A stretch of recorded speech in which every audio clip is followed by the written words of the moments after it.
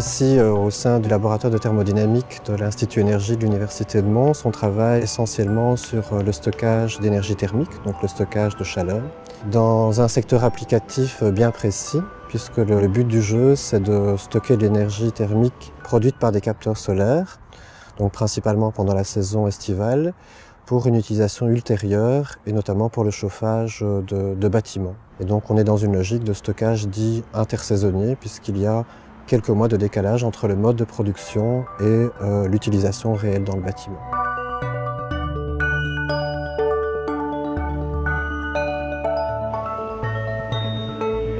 On a deux voies principales. La première voie consiste à utiliser des technologies existantes qui ne sont pas capables de gérer cet aspect intersaisonnier des choses, mais ces technologies sont étudiées de manière couplée, de manière à ce qu'elles s'aident mutuellement.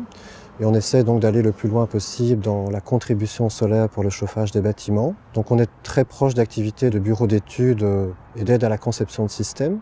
Et le deuxième axe d'activité consiste à développer de nouvelles technologies qui sont très prometteuses en termes de stockage intersaisonnier. Et donc là, on est plutôt sur du travail d'abord expérimental, de développement de systèmes réactionnels qui permettent ce stockage intersaisonnier. La première étape est de caractériser les matériaux en tant que tels via des thermobalances, donc qui vont nous permettre vraiment de caractériser les propriétés des matériaux.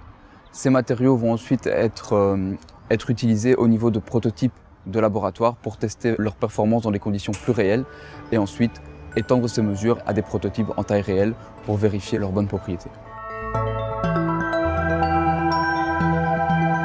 Au niveau des collaborations avec le monde de l'entreprise, étant donné nos activités de recherche, c'est principalement le secteur de la construction, puisqu'il s'agit de chauffer des habitations, secteur de la construction au sens large, donc à la fois les bureaux d'études, les architectes, les spécialistes en technique HVAC. Pour la partie plutôt de développement de stockage thermochimique, mais là on a aussi besoin de collaboration avec justement le secteur chimique pour produire les matériaux de stockage à grande échelle, même si après l'application, c'est de nouveau le secteur du bâtiment qui est concerné.